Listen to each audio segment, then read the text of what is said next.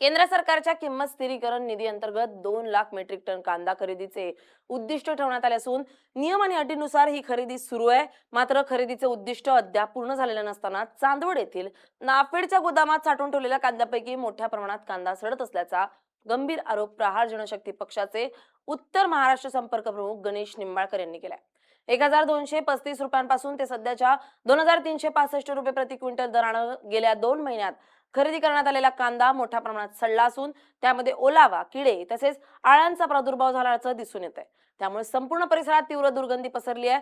याशिवाय मध्य प्रदेशातून काही कमी दर्जाचा व निकृष्ट कांदा आणून या गोदामात साठवण्यात आल्याचाही आरोप त्यांनी केलाय। यावेळी कृषी विभागाच्या अधिकाऱ्यांनी गोदामाची पाहणी केली असता संबंधित कांदा सडला असून त्यातून दुर्गंधी येत असल्याची बाब निदर्शनास आली आहे। कांदा खरेदी योजनेअंतर्गत जी खरेदी चालू आहे ती इथल्या चंद्रेश्वर संस्थेच्या मार्फत किंवा चंद्रेश्वर कंपनीच्या मार्फत जी खरेदी चालली आहे तिथं आलेलो आहे। काल परवा याच्या समोरच्या गोडाऊनमध्ये एमपीच्या गाड्या खाली चालल्याचा शेतकऱ्यांचा आरोप होता, म्हणून आम्ही सहज म्हणून पाहायला आलो एमपीच्या गाड्या कुठं खाली झाल्या।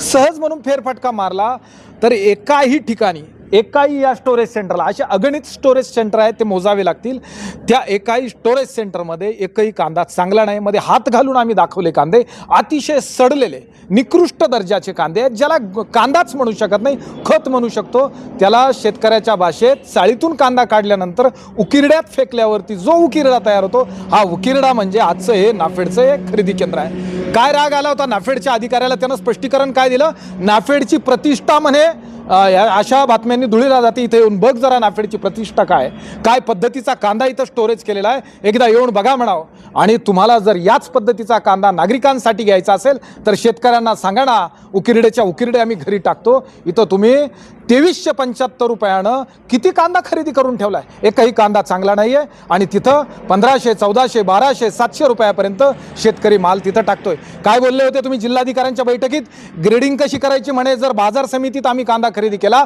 तर शेतकऱ्याच्या मालाची ग्रेडिंग कशी करायची, ही ग्रेडिंग कोणी केली रे, ही ग्रेडिंग कोणी केली?